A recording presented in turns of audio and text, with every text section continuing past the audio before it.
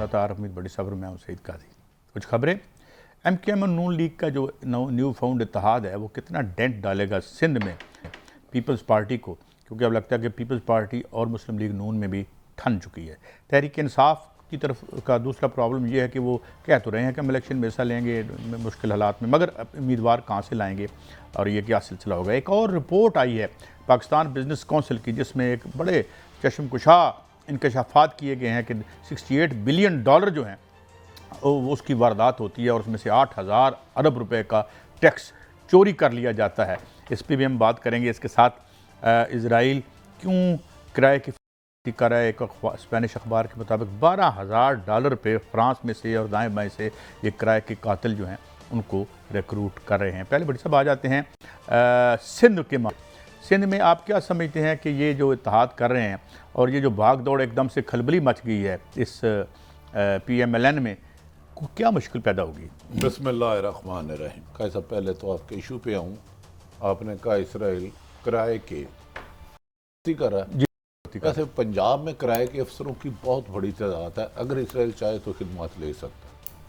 और अफसराना रेंट किराए को यानी अफसर कुछ यानी ब्यूरोक्रेसी को किसी को कह रहे हैं आप। चले कुछ मैं ये नहीं कह रहा था। अच्छा देखिए, ये अच्छा तरीका मुस्लिम लीग नून का हक है, जिस मर्जी जमाती सियासत से इत्तेहाद करें।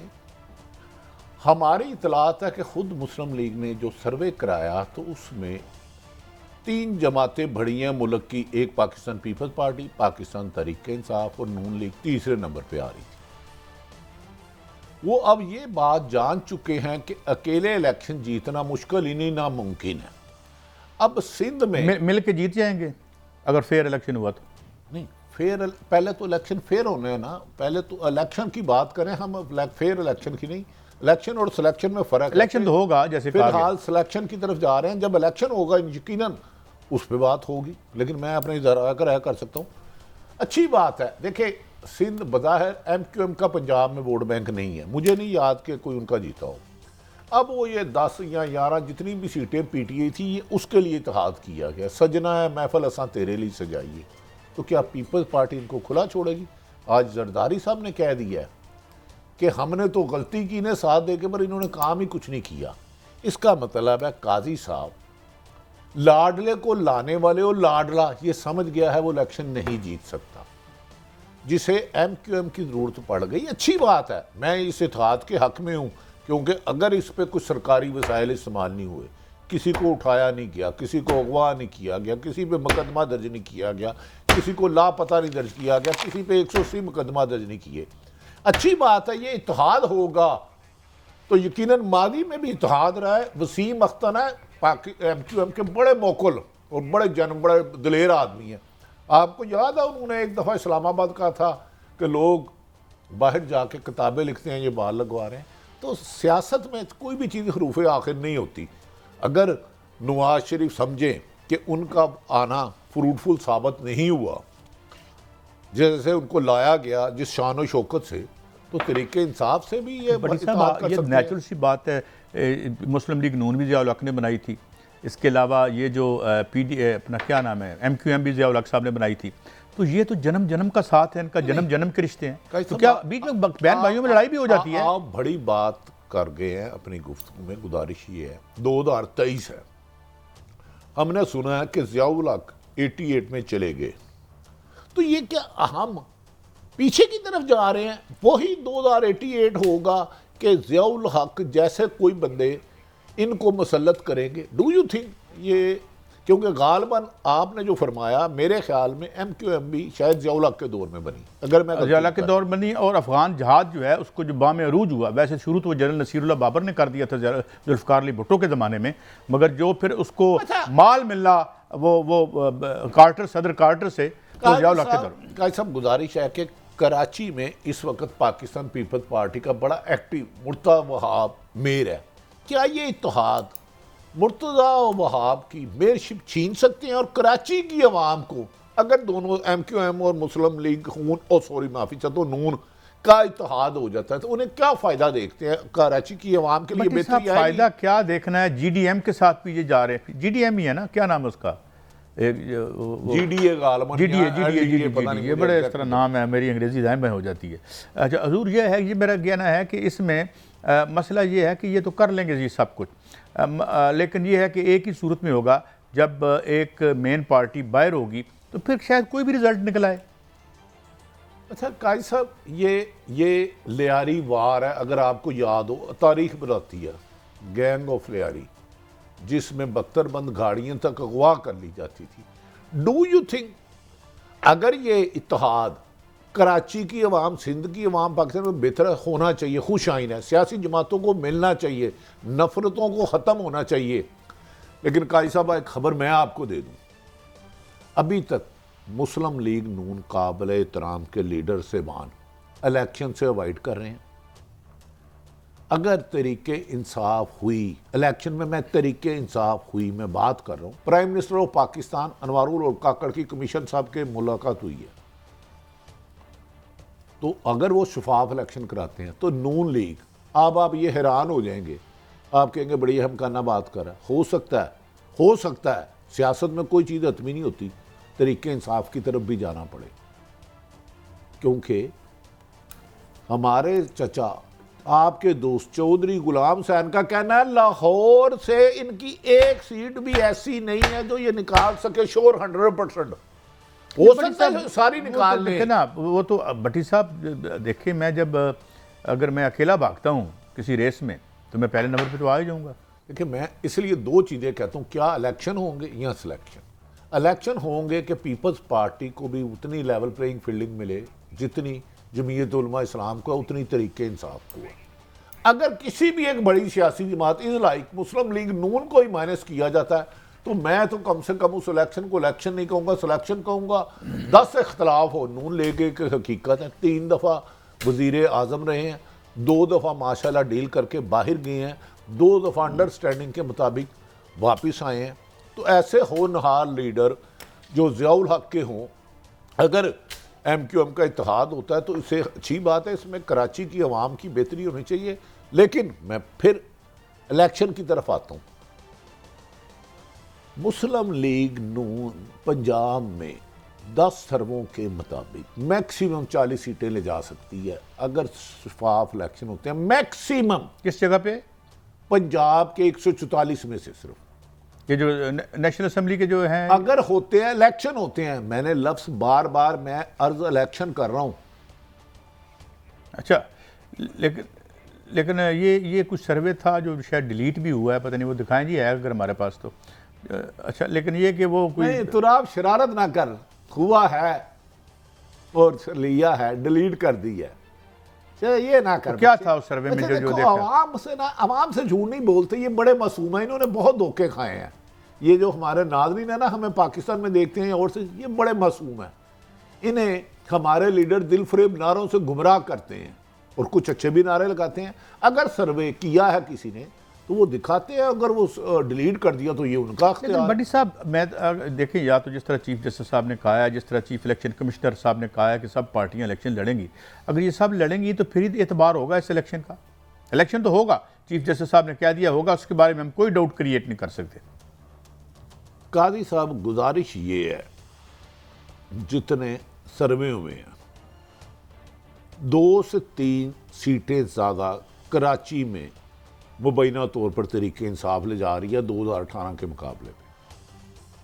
اتحاد کرنا اچھی بات ہے، اتحاد کریں. ایک بیچ میں آپ نے بات کی تھی، وہ مجھے ہضم نہیں ہوئی کہ ادھر بھی رجوع کرنا پڑ سکتا ہے پی ٹی آئی کی طرف. وہ کیا مطلب ہے؟ وہ کیا خبر ہے؟ اس کی وجہ ہے جمہوریت کو بچانا ہے، ملک کو بچانا ہے. ایک چیز آپ نے امپورٹ کی باہر سے، لاڈلے کو. آپ سمجھتے تھے یہ آئیں گے تو سیاسی فضا چینج ہو جائے گی، لیکن اس کا برعکس، اس کا نقصان زیادہ ہوا. لوگوں میں ریئیکشن آ گیا کہ ایک طرف جس شخص نے ہمیشہ ملک میں مشکل حالات میں اپنے ہی لیڈرشپ، اپنے ہی سگے بھائی محترم شہباز شریف سے زیادہ ایکٹیو تو نواز شریف نہیں ہے نا، ایک حقیقت ہے. حمزہ شہباز سے زیادہ مریم شہباز ایکٹیو نہیں ہے، کسی خوشی میں غمی میں حمزہ صاحب جاتے ہیں. اگر وہ ان پہ یقین نہیں کرتے، الیکشن نہیں جیت پاتے، تو تحریک انصاف سے ہاتھ ملانے میں کیا حرج ہے؟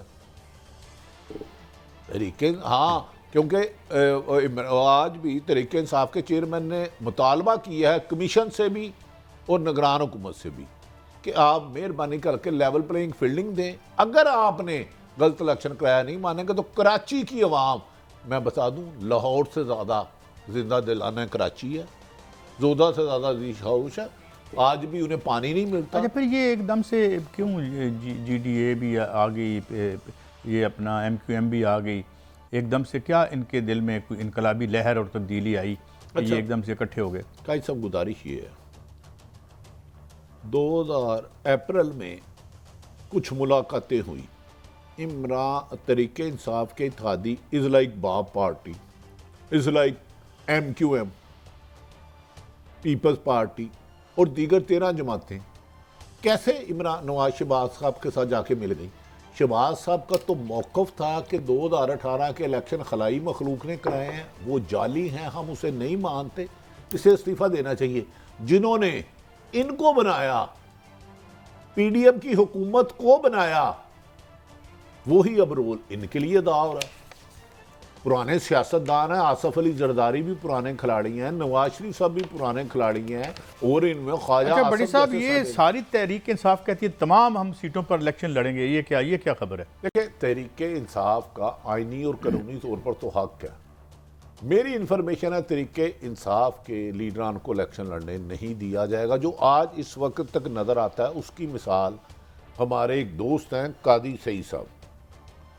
میں ان سے ایک سوال کر رہا تھا اب سے تھوڑی دیر پہلے، پورے پاکستان میں 4 صوبے، لاہور کے 37 ضلع، ایک جگہ بتائے تحریک انصاف کو ورکر کنونشن جلسہ کرنے کی اجازت ملی اور پولیس وہاں نہ گئی. ایک جگہ. قائد صاحب دیکھیں، پورا پاکستان 25 کروڑ ہے، خدا کے لیے یہ تو بتا دیں یار. یہ تو بہت، اور میں سمجھتا ہوں کہ اس کی جو آپ کی اس وقت ان پلیس گورنمنٹ ہے، بہرحال اونس اسی پہ آئے گا، ذمہ داری اسی کی ہوگی. نہیں، میں نے صرف یہ پوچھا ہے پورے پاکستان میں جہاں پولیس نہ آئی ہو، ریٹ نہ آیا ہو، اور طریقے یار وہ تو یہ مانگ ہی نہیں رہے، وہ کہتے ہیں ہمیں بس کنٹیسٹ کرنے دیں. وہ تو اندر سے یار کنٹیسٹ، قائد صاحب دیکھیں، کنٹیسٹ کے لیے امیدوار ایک سیٹ پہ 10 سے زیادہ ہیں، لیکن کسی امیدوار کو آپ گھر ہی نہیں جانے دیتے. فواد چودھری کو اچھا کیوں پکڑا ہے مجھے بتائیں، وہ تو استقام پارٹی شامل ہو چکے تھے. انہوں نے کہا کہ جلسہ کرو، انہوں نے کہا میں نہیں جی کرتا، میرے کو نہیں ہوتا. نہیں، دوجا انہوں نے کیا کہ تحریک انصاف کے چیئرمین کو ٹارگٹ کرو. اب ان حالات میں ڈو یو تھنک الیکشن ہوں گے؟ دیکھیں میں کہہ رہا ہوں، میں تو دیکھیں جب میری اعلیٰ ترین اپیکس کورٹ کہہ رہی ہے تو ہوں گے، اس پہ ہم کوئی ڈاؤٹ نہیں پھینک یار سکتے. ان کی بات پتھر پر لکیر ہے، ہماری کیا حیثیت ہے، لیکن گراؤنڈ ریالٹی پہ میں انہی سے گزارش کرتا ہوں ادب احترام سے وہ اپنے لوگ بھیجیں اور دیکھیں پورے ملک میں کیا سیاسی انتخابی مہم چلانے کے لیے تمام سیاسی جماعتوں کو، مذہبی ہو یا سیاسیوں کو، چیئرمین اور ہو جائے گا پی ٹی آئی کا، ہے چیئرمین بدل سکتا ہے پی ٹی آئی کا. دیکھیں عمران نواز شریف، لوگ ہسٹری بھول جاتے ہیں، آج بھی نااہل ہیں. ان کے بعد شاہد حقان عباسی صاحب وزیر اعظم بنے تو انہوں نے کہا میرا آج بھی وزیر اعظم نواز شریف ہے. اور اس کے بعد محترم شہباز شریف صاحب بنے جو نواز شریف سے بہت زیادہ ایکٹیو ہیں. تو نواز شریف پھر بھی رہے تو پیپلز پارٹی کا چیئرمین اندر رکھ لیں. اچھا بڑی صاحب انہیں جلندر رکھ لیں. اس کی قاضی صاحب، چلے میں آپ کو ایک بات کرتا ہوں، مجھے یہ میسیج جیل سے آیا ہے خاندانی ذرائع سے. انہوں نے کہا جی نگران حکومت سے ہماری اتنی گزارش ہے، ہمیں 24 گھنٹے دے دیے جائیں، ہمارے بندے گرفتار نہ کیے جائیں. 24 گھنٹے ہم مینار پاکستان میں عمران خان تحریک انصاف کے چیئرمین اندر بھی ہوں تو ہم اس سے بڑا جلسہ کر کے دکھاتے ہیں. آپ یہ لے دیں انوائرمنٹ. اچھا چلیں، لیکن میں ابھی چونکہ وقت کم ہے تو کچھ چیزیں ایسی ہیں جو سابق وزیر اعظم جناب شاہد خاقان عباسی صاحب نے کہی ہیں. میں کچھ شارٹ سنواتا ہوں ان کے، اور وہ کیا کہہ رہے ہیں، ذرا سننے والی بات ہے. سنائیے جی. 70 کروڑ بٹی صاحب، مہنگائی زیادہ نہیں ہے یہ؟ انہوں نے کہا کہ یہاں 70 کروڑ لے کے سینٹ، اور سینٹ کا الیکشن بھی چوری ہو جاتا ہے. یہ سابق وزیر اعظم شاہد حقان عباسی جو مسلم لیگ نون سے تھے. اس کے بعد اگر میری زبان بند کرا کے آپ کیا لے لو گے؟ اب جو لاڑلا لایا ہے اس نے 5 نام صحافیوں کے دیے ہیں، جی انہیں آفر کرو. یار واٹ از دس یار، 95% آپ خود مان رہے ہو سب کچھ میرے پاس ہے، میری پاکٹ میں ہے. تو اگر 5% یا 1% کوئی آواز ہے, اب شاہد حقان عباسی کی اس بات کو نظر انداز نہ کریں, کیسے پڑھے لکھے نہیں, آپ نے بھی عجیب خبر سنا دی کہ 5 صحافی جو ہیں ان کو آن ایئر کیا جائے, انہیں جو لاڈلے کا آف ایئر کیا جائے, آن ایئر تو نہیں نا, آف ایئر کیا جائے. وہ آن ایئر کرنے والوں کی بھی سنا سفارشیں ہیں, اور کچھ بڑے تکلیف میں ہیں جو آن ایئر نہیں ہو سکے. میں آپ کو دیانتداری سے کہہ رہا ہوں, کہا جا رہا ہے اس گیسٹ کو بلاؤ, اس کو نہ بلاؤ, اس کو رکھنا ہے, اس کو نہیں رکھنا, اس کا لازمی آنا ہے. چودھری غلام حسین کا کیا قصور تھا؟ چودھری غلام حسین کا کیا قصور تھا؟ کیوں وہ فیل ہوا؟ اور آپ کو پتہ ہے آن ایئر کیسے ہوا؟ واپس آ گئے نا, واپس آ گئے وہ. لیکن میں کچھ چیزیں سنانا ہوں, اور سنائیں جی. خاقان عباسی صاحب کی بڑا دلچسپ سلسلہ ہے یہ. تو نہیں اتنی بلیک پکچر تو نہیں پیش کرنی چاہیے. قاضی صاحب میری نہایت پیمرا سے اللہ کا واسطہ ہے, ہمیں نہ نوٹس دیجیے گا, ہماری زندگی اجرا نہ کیجیے گا. شاہد حقان عباسی صاحب کا کہنا ہے میں اس کو الیکشن کا خیال نہیں, مزید انتشار یہ دوبارہ چلائیں. قاضی صاحب یہ ہسٹری میں آتھر کوئی لکھے گا ہمارے مرنے کے بعد تو یہ لفظ ہوں گے. نہیں, بریک پہ جا رہا ہوں, بڑی پہلے بریک نہیں, 1 سیکنڈ یہ چلانے دیں. یہ 1 ارب روپے کا فکرہ ہے, یہ الیکشن میں نے تو حال نہیں سمجھتا 2 کروڑ لے دے, مزید انتشار کا باعث ہوگا. تراب صاحب پلیز ذرا ریپیٹ کیجئے گا اگر آپ, تاکہ لوگوں آپ بھی نوٹ کر لو. معاملے کا حل نہیں, اس الیکشن کو انتشار کا ذریعہ. مگر بریک جانے سے پہلے ایک فکرہ, کیوں ایسی حکومتیں لیتے ہیں, کمپرومائز کر کے اندر آتے ہیں, باہر آ کے تو آپ کو یہ کہانیاں یاد آتی ہیں, اندر جب جھنڈے والی گاڑی میں بیٹھے ہوتے ہیں تو تب نہیں بتاتے یہ کتنے کی سیٹ کیا کیا. اس میں آپ نے ایک اور بھی بات کی تھی, آپ نے کہا تھا یہاں پہ پارٹی فنڈ کے نام پر پیسے بھی کھائے جاتے ہیں, جو بھٹی صاحب نے بھی بتایا تھا یہ کیا ہوتا ہے, کہاں پہ بیٹھ کیجئے. تو یہ سارا کام جب ہو جاتا ہے, پاور سے باہر آتے ہیں تو بتاتے ہیں اوہو انہوں نے خراب کیتا ہے, اپنا ایسا لے کے ہم دائیں بائیں ہو جاتے ہیں. معافی چاہتا ہوں, میں اپنی بات کروں. بریک کے بعد حاضر ہوتے ہیں.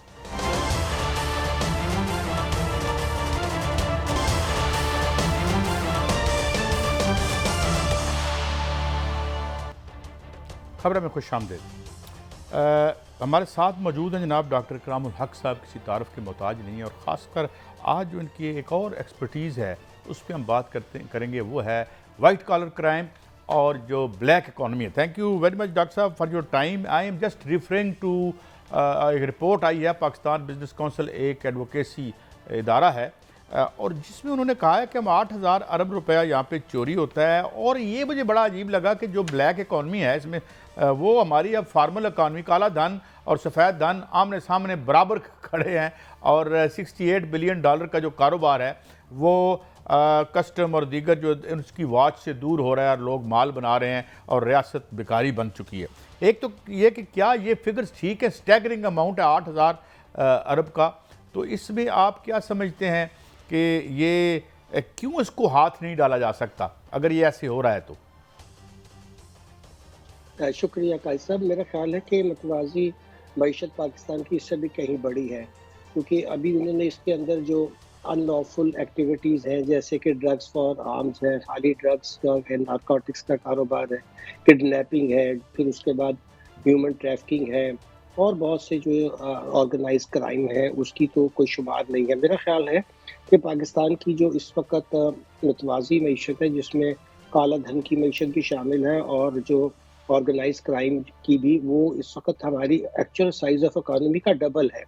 تو ایک تو میں یہ چاہوں گا کہ یہ نوٹ کیا جائے کہ یہ صرف برابر نہیں ہے ہماری جی ڈی پی کے, بلکہ 2 گنا کے برابر ہے, کیونکہ ظاہر ہے کہ جو پاکستانیوں کا بلینز آف ڈالر باہر سٹیش ہوتے ہیں وہ یہیں سے پھر پیسہ جو ہے اس کو باہر لے جایا جاتا ہے. جہاں تک ٹریڈ ریلیٹڈ انہوں نے بات کی ہے کہ یہاں پہ ہمارا لاس جو ہے, اگر صرف ہم ٹیکس کلیکشن کے لحاظ سے دیکھیں تو میں کئی دفعہ لکھ چکا ہوں کہ پاکستان جو اس وقت ٹیکس کلیکٹ کر رہا ہے اس سے کم از کم 2 گنا تو بہت آسانی سے اکٹھا کیا جا سکتا ہے اگر صرف موجودہ نظام کے اندر جو خرابیاں ہیں ان کو دور کر لیا جائے. اور ہاں, اگر ٹیکس کو نظام کو بالکل درست کر لیا جائے تو پھر تو یہ 3-4 گنا بھی ہو سکتا ہے. ابھی تو ہم نہ کاروبار جو لوگ صحیح کرنا چاہتے ہیں ان کو کرنے دے رہے ہیں, اور یہ بڑی وجہ اس کی یہ ہے کہ جب آپ بہت زیادہ ٹیکس کی شرح رکھتے ہیں تو پھر لوگ امپورٹ سٹیج کے اوپر چاہتے ہیں کہ انڈر انوائسنگ کریں. یہ معاملہ ہم نے پچھلے پروگرام میں بھی ڈسکس کیا تھا کہ پاکستان کے اندر جو ہے وہ صرف چائنا کے ساتھ ہی جو ہماری ٹریڈ ہے اس کا جو ڈفرینس ہے, یعنی چائنیز کہتے ہیں ہم نے اتنا ایکسپورٹ کیا ہے اور پاکستان کہتے ہیں ہم نے اتنا امپورٹ کیا, اس کے اندر بھی $5-6 بلین کا فرق ہے. اور یہ پھر پیسہ آپ کو پتہ کیسے سیٹل ہوتا ہے کہ یہاں سے ہنڈی حوالہ سے، یعنی کہ پھر ڈالرز مارکیٹ سے خریدے جاتے ہیں اور ان کو پھر دوسرے آلٹرنیٹ سسٹم کے ذریعے سیٹل کیا جاتا ہے. تو پاکستان کے اندر یہ جو متوازی معیشت ہے یہ بہت ایک افسوسناک بھی ہے، مگر اس کے ساتھ ساتھ یہ ہمارے جو رولنگ کلاسز ہیں ان کے کریکٹر کو بھی شو کرتی ہے کہ یہ ہر ایک سال نہیں، اب تو ہر سال ایک نئی ایمنیسٹی لے کر آتے ہیں اور اپنے سارے اثاثے جو ہیں، جس میں بڑے شرم کی بات ہوتی ہے کہ جو میں ہمارے تھوڑا سا رہنمائی چاہوں گا. ایک تو کالا دھن ہوتا کیا ہے، یہ بناتے کیسے ہیں، اور اس کو پکڑنا ذمہ داری کس کی ہے؟ کیوں ہماری حکومتیں ان پر ہاتھ نہیں ڈالتی؟ کیا حکومتیں بینیفیشری ہیں ان کی؟ کیا انہیں قانون کی گرفت میں لانا ممکن ہے کہ نہیں؟ جی دیکھیں، کالا دھن کو جو ہم ٹرم میں کہتے ہیں وہ یہ ہوتا ہے کہ جو ان ٹیکس پیسہ ہے یا وہ پیسہ جسے بالکل کسی جگہ ڈاکومنٹ نہیں کیا جاتا، ایک بڑی شکل میں، کبھی بے نامی شکل میں، کبھی کیش کی شکل میں، وہ پوری اکانومی میں گھومتا رہتا ہے. اس کے اندر پھر جیسے میں عرض کر رہا تھا، ایک تو وہ ہے کہ جو صرف ٹیکس چوری کی وجہ سے ہوتا ہے، لیکن ادروائز اس میں کوئی ان لافل ایکٹیویٹیز شامل نہیں ہوتی. مگر دوسری طرف غیر قانونی کاروبار جس میں ہمیں پتہ ہے منشیات بھی ہیں لوگوں کے، وہ پھر یہ کڈنیپنگ کے علاوہ جو ہم ہیومن ٹریفکنگ اور بہت سے دوسرے جرائم جس میں پروسٹیوشن سے لے کر بہت سے آرگنائز کرائم ہیں. تو یہ پاکستان کا بڑا المیہ ہے کہ یہ ریاست کے اندر جو قانون بنانے والے ہیں اور جو اس کے رکھوالے ہیں اور توڑنے والے، تینوں کا ایک انہولی الائنس ہے. اور یہ جو آپ نے فرمایا کہ یہ کیوں کس کو روکنے کی ذمہ داری، تو ظاہر ہے کہ قانون کو جو اس کی حافظ ہے ان کی ہے، مگر وہ تو ان کے ساتھ ملے ہوئے ہیں. جیسے میں نے عرض کیا کہ جو قانون بنانے والے ہیں ان کو بھی پتا ہے کہ یہ اس کے اندر ڈاکٹر صاحب سوری میں آپ کو انٹرجیکٹ کر رہا ہوں کیونکہ یہاں سے ایک بات کی وضاحت چاہتا ہوں. یہ جو ابھی تھوڑی دیر پہلے خاقان عباسی صاحب کو ہم نے چلایا، وہ کہہ رہے تھے 70 کروڑ کا ایک جو ہے سینیٹر کے پیسے لگتے ہیں اور آدھی سے زیادہ ہماری سینٹ جو ہے وہ پیسوں کے ذریعے بنتی ہے. تو کیا یہ جو کالا پیسہ جس طرح بھٹی صاحب کہہ رہے ہیں، یہ کالا دھن کیا پھر اس سیاست میں بھی آتا ہے اور پھر سیاست میں آ کے اس کالے دھن کو پروٹیکشن ملتی ہے؟ کیا ہم یہ سمجھنے میں حق بجانب ہیں؟ جی بالکل، کوریڈورز آف پاور میں تو سب سے زیادہ پیسے کی گیم ہے. جیسے میں عرض کر رہا تھا کہ یہ جو لا میکرز ہیں، یعنی کہ جو ہمارے منتخب نمائندے ہیں یا سینٹ میں جو لوگ جن کو ووٹ ڈالتی ہیں ہماری پوری اسمبلیاں، یہ سارے کے سارے جو ہیں یہ دراصل اسی پیسے کی زور پر ہی آتے ہیں اور اسی پیسے کے لیے پھر مزید بناتے ہیں. تو میں نے اس لیے عرض کیا تھا کہ جو قانون بنانے والے ہیں، جو قانون کو رکھوالے ہیں اور جو قانون توڑنے والے ہیں، تینوں کا ایک لوگوں کے خلاف ایک ایسا محاذ ہے جسے ان ہولی الائنس کہہ سکتے ہیں، جس کے نتیجے میں صرف اور صرف پاکستان کی عوام کو ہی نقصان پہنچتا ہے. تو ڈاکٹر صاحب کیا ہم کہہ سکتے ہیں چند خاندان، ہزاروں خاندان 25 کروڑ عوام کا خون چوس رہے ہیں؟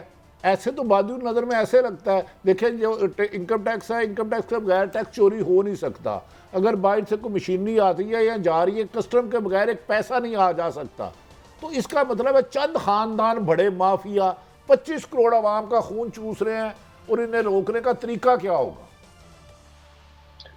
دیکھیں بٹ صاحب، آپ کو اور ہمیں پتا ہے کہ جب 473 لوگوں کے نام شروع میں پیناما میں آئے تھے اور ان میں سے کون سے لوگ جو آج تک منی ٹرین نہ دینے کے بعد پھر چوتھی دفعہ بھی ماشاءاللہ وزیر اعظم بننے کے خواب دیکھ رہے ہیں اور شاید پورا بھی ہو جائے، تو یہ ظاہر کرتا ہے کہ ہمارے ہاں بالکل ٹاپ لیول سے لے کر اور کن کن جو تھے رولنگ ایلیٹس کے باہر اثاثے پائے جاتے ہیں. یعنی کہ کرپشن تو مثال کے طور پہ بہت سے اور ممالک میں ہے، مگر کم از کم وہاں اثاثے تو ملکوں میں رکھے جاتے ہیں تو چلے اس کا کچھ نہ کچھ فائدہ لوگوں کو ہوتا ہے. یہاں تو مسئلہ یہ ہے کہ جو آپ نے فرمایا بالکل درست ہے کہ ہمارے جو لا انفورسمنٹ ایجنسیز ہیں، چاہے کسٹم ہو، چاہے وہ FIA ہو، چاہے اور ادارے ہوں، یہ سارے ملے ہوئے ہیں. اب آپ دیکھیے کہ کہا جاتا ہے جی ایران سے جو پیٹرول ہے سمگل ہو کے کراچی پہنچتا ہے، تو راستے میں کتنی FC کی پوسٹ بھی ہوں گی، کتنی اور جو لا انفورسمنٹ ایجنسیز ہیں جس میں کسٹم ہے، پولیس ہے، سب کی ہیں. تو ظاہر ہے کہ خود بخود تو نہیں اڑ کے پہنچ جاتا مال وہاں پہ. تو یہ آپ جہاں جہاں بھی کھولیں گے آپ کو ایک ہی داستان ملے گی. جو میں عرض کر رہا تھا کہ پاکستان میں جو قانون کو جن کو چاہیے کہ وہ قانون کی حفاظت کریں، وہ خود قانون توڑنے والوں کے ساتھ ملے ہوتے ہیں اور اس کے اوپر سب سے بڑے بینیفیشری رولنگ کلاسز ہیں، تبھی وہ آنکھیں بند کر کے ایسا ہونے دیتے ہیں. اچھا ڈاکٹر صاحب، میرا ایک سوال بس، جب تک آپ سمجھتے ہیں یہ لیکیج ہوتی رہتی ہے، ٹیکس چوری ہو جاتی ہے، ٹیکس کلیکشن پوری نہیں ہوتی، انکم فراڈ ہوتا رہتا ہے، پاکستان ترقی نہیں کر سکتا. پہلے ان گندوں کو ختم کرنا ہوگا، وہ کسی بھی روم میں ہے. am I right؟ جی بالکل. دیکھیں روز ہی IMF سے ابھی بھی 700 ملین کے لیے وہ آئے بیٹھے ہیں اور کہہ رہے ہیں یہ بھی کر لے یہ بھی کر لے. ایک طرف تو یہ چوری چکاری کی وجہ سے قوم کو پھر اس کے ناک کی لکیریں رگڑ کر یہ سارا ٹیکسز بھی ان کو اس سے لیتے ہیں, پیٹرول بھی قیمتیں ان کے لیے بڑھاتے ہیں, بجلی بھی بڑھاتے ہیں, خود عیاشیاں کرتے ہیں. اور I M F World Bank بھی کبھی ان لوگوں کو ایکسپوز کرنے کی بات نہیں کرتا. وہ بھی کہتا ہے کہ چلے ٹھیک ہے جی آپ کا خسارہ ہو رہا ہے تو لوگوں پہ اور ٹیکس لگا دیجئے اور قیمتیں بڑھا دیجئے. تو اس میں سمجھتا ہوں انٹرنیشنل جو ڈونرز ہیں اور جو لینڈرز ہیں وہ بھی شامل ہیں اس ساری گیم کے اندر. اچھا ڈاکٹر صاحب ایک خبر confirm, my last question, 6.5 billion کہہ رہے ہیں ہمیں ریز کرنا پڑے گا صرف وہ پیسے لینے کے لیے, اور وہ اب سعودی اور ان گلف ایریا سے لیں گے, تو یہ ہمارا شارٹ فال 6.5 بلین کا آ رہا ہے جس کے بعد ہمیں 3 بلین ملے گا. دیکھیے ابھی تو 30 بلین تو کوئی نہیں ملنا اس وقت. جو ہمیں ملنا ہے اس ایک کی 700 ملین کی رہ گئی ہے اور ایک 1.2 بلین کی. اس کے لیے بھی ہمیں پہلے باہر سے اور قرضہ لینا پڑے گا. ان کا تو فارمولہ یہی ہوتا ہے کہ ہم سے تھوڑی سی مدد لیں اور اس سے 5 گنا قرضہ آپ باہر سے لیں. جو بھی آئی ایم ایف کے پروگرام میں گیا وہ قرضوں کی دلدل میں مزید پھنستا ہی چلا گیا, اور پاکستان تو اس کی ایک کلاسک سٹڈی ہے. بہت شکریہ ڈاکٹر اکرام الحق صاحب نے بڑی سے بڑی وضاحت کا ناظرین ہماری اس بتایا کہ ہمیں ایک نیا قرضہ لینے کے لیے اس سے پہلے ایک قرضہ لینا ہے. جی بریک لینی ہے. صاحب نے بڑے آسان لفظوں میں بتا دیا کہ اس گھر کو آگ لگ رہی ہے گھر ہی کے چراغ سے. آپ آئی ایم ایف سے پیسے لیتے ہیں, پہلے آپ پہ 5 خرب روپیہ قرضہ ہے, آپ پھر 1 خرب اور قرضہ لیتے ہیں, پھر آئی ایم لیتے ہیں, قرض در قرض کے نیچے عام آدمی دبتا جا رہا ہے. اور آخری بات اشرافیہ اپنے محلات, اور یہ تمام قرضہ فلائی کر رہے باہر جا رہے ہیں. جس طرح ڈاکٹر صاحب نے کہا کہ دوسرے ملکوں میں بھی کرپشن ہوتی ہے مگر وہ اپنا کم از کم پیسہ, تو یہ تو وہ رولنگ ایلیٹ ہے جسے نہ اپنے پاکستان پر کوئی اعتبار ہے نہ اس کے بینکوں پر اعتبار ہے. یہ اعتبار لنڈن اور لنڈن کے بینک اور اس کی پراپرٹی پہ کرتے ہیں. بہرحال بریک کے بعد حاضر ہوتے ہیں. وہی تکلیف دہ موضوع, ہمارے ساتھ ایک صحافی ہوں گے جلال محمود, فلسطینی صحافی ہوں گے, ان سے ہم پوچھیں گے بہت اہم سوالات ہیں. کرائے کے قاتل اب ہائر کیے جا رہے ہیں معصوم بچوں کو غزہ میں مارنے کے لیے. یہ دنیا جو اپنے آپ کو مہذب دنیا کہتی ہے, اسے شرم سے ڈوب کے مر جانا چاہیے, اس سیارہ ہی پھٹ جانا چاہیے کبھی کبھی, اتنی تکلیف دل کو ہوتی ہے. ہمارے ساتھ رہیے, بریک ہے.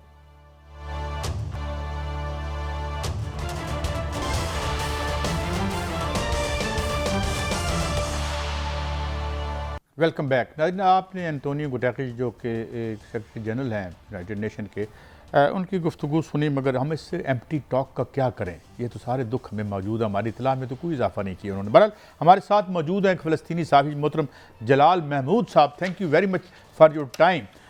میرا پہلا سوال آپ سے یہ ہے, اس پہ بات کرنا تو دل لہو لہو ہو جاتا ہے. ایک تو یہ بتائیے کہ یہ جو مسیکر اور جو ایک شہادتیں ہوئی ہیں 10,000 سے زیادہ, اس میں آپ کیا نہیں سمجھتے کہ جو نوجوان بچ رہیں گے وہ تو اور مزید حماس کی طاقت بنیں گے, اور جو ان کا یہ ارادہ ہے ختم تو یہ نہیں کر سکے. حماس کو سنا ہے ابھی جو خبریں آ رہی ہیں کہ اس کو اتنا ڈیمیج نہیں ہوا, سیولینز کو انہوں نے زیادہ برباد کیا ہے. نمبر 1. نمبر 2, یہ فرانس سے جو ہے کرائے کے قاتل بھی ہائر کر رہے ہیں according to Spanish newspaper. جناب جلال محمود صاحب.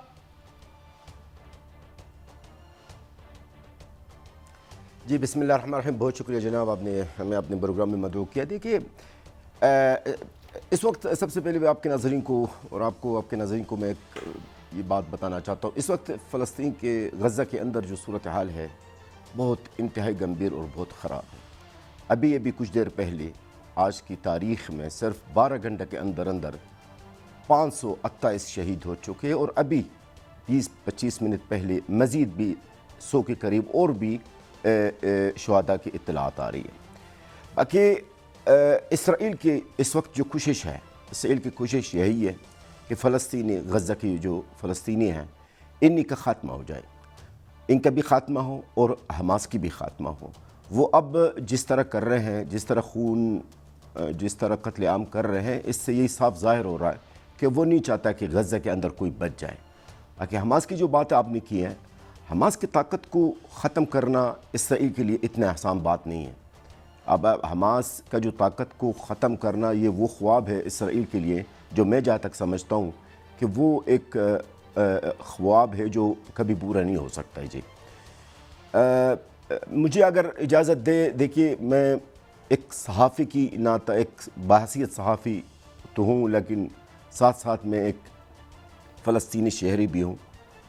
تو میں ظاہر ہے کہ میری اپنی بھی لوگ ہیں جو میری اپنے خاندان کے لوگ 41 کے قریب شہید ہوئے. تو میں آپ کے چینل کی توسط سے کچھ پیغام دینا چاہتا ہوں، اگر آپ اجازت دیں تو۔ آپ پلیز آپ اپنی بالکل بات کریں، یہ چینل آپ کا ہے، GNN آپ کا ہے، ہم فلسطین کے لیے جو کچھ کر سکتے ہیں حاضر ہیں۔ سر میرا پیغام ہے، میرا سب سے پہلے پیغام ہے وہ ہے امت مسلمہ سے، جو میں ہر پروگرام اور ہر چینل بھی یہ ایک ہی پیغام ہے میرا، میں ہاتھ جوڑ کر ہم غزہ کی عوام کی طرف سے یہ اپیل ہے کہ ہم ہاتھ جوڑ کر مانگتے ہیں یہ مدد ہے کہ خدا کے لیے فلسطینی معصوم بچے، فلسطینی معصوم خواتین، بزرگ کو بچایا جائے۔ آپ جنگجو کو نہ بچائیں، اور ہم یہ کہہ بھی نہیں رہے کہ آپ جنگجو کو جو فلسطینی جنگجو ہے حماس کی، ان کو بچائیں، وہ خود آپ کو بچانا جانتے ہیں، وہ ایک بہادر دلیر مجاہدین ہیں، وہ اپنا حفاظت کر لیں گے خود۔ میرا پیغام دوسرا یہ ہے کہ ہمارا مولانا طاہر اشرفی صاحب کے لیے، مولانا طاہر اشرفی صاحب ہمارے لیے قابل احترام شخصیت ہے، اور ہم ان کی عزت کرتے ہیں، لیکن آج میں آپ کی چینل کی توسط سے ان کو ایک پیغام دینا چاہتا ہوں۔ پیغام میرا یہ ہے، اور غزہ کے عوام کے بھی یہی پیغام ہے، اور جو فلسطینی یہاں پر پاکستان میں موجود ہیں، ہمارا پیغام یہ ہے کہ جو بھی آپ یا کسی اور مسلم ملک کا کردار کے بارے میں جب آپ بات کرتے ہیں، آپ یہ ظاہر نہ کریں کہ فلانا ملک یا فلانا برنس یا فلانا صدر فلسطین کے لیے بہت کچھ کر رہا ہے، یہ بالکل غلط ہے۔ جو حقیقت ہے وہ بتا دیں، آپ بتا دیں، اگر سعودی عرب کا ہو یا کسی اور۔ اچھا خالد صاحب، گزارش ہے کہ آپ لوگ جس کرب سے گزر رہے ہیں، احساس، اور پوری دنیا کے مسلمانوں کو، اور بدقسمتی ہے ہم لوگ مدد کچھ نہیں کر پا رہے۔ UN کہہ رہا ہے، امریکہ کہہ رہا ہے ہمیں اس سے کچھ غرض نہیں، پریس ریلیز آتی ہے کچھ غرض نہیں۔ کیسے فلسطینیوں کو ان کے ظالموں سے، اسرائیل سے بچایا جا سکتا ہے؟ کیا آپ چاہتے ہیں کہ مسلم امہ کیا کردار ادا کرے؟ پریس ریلیز اور بیانات سے تو کوئی کمی نہیں آ رہی، وہ اپنی بربریت اور جہریت جاری رکھے ہوئے ہے۔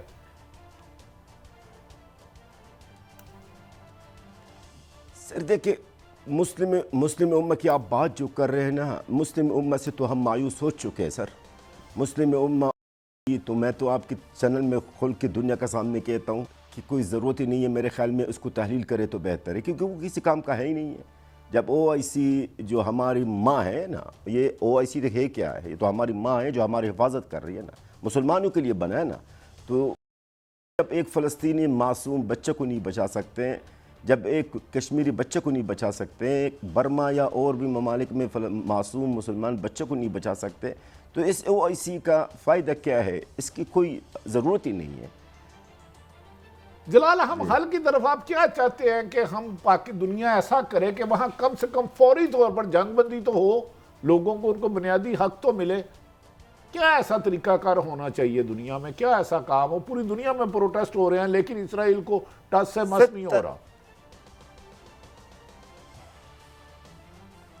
سر طریقہ کار دیکھیے، میں ایک گزارش کروں، میں آپ سے ایک سوال کرنا چاہتا ہوں اور آپ کی ناظرین سے، کیا یہ غزہ کے اندر جو ہو رہا ہے یہ کیوں ہو رہا ہے؟ یہ سب کچھ کیوں ہو رہا ہے؟ یہ کس کے لیے ہو رہا ہے؟ کیا وجہ ہے؟ یہ سب مسجد الاقصی کے لیے ہو رہا ہے نا سر، مسجد الاقصی قبلہ اول کے لیے ہو رہا ہے نا، سب جو بھی ہو رہا ہے وہ مسجد الاقصی قبلہ اول کے لیے ہو رہا ہے۔ کیا مسلمانوں پہ فرض نہیں بنتا ہے کہ اس قبلہ اول کے لیے کچھ کریں؟ اب بھی 11,000 کے قریب شہید ہو چکے ہیں، جن میں سے 5,500 بچے ہیں۔ مسلمانوں کو ایک ہونی چاہیے نا سر، مسلمانوں کو اپنا کردار ادا کرنا چاہیے۔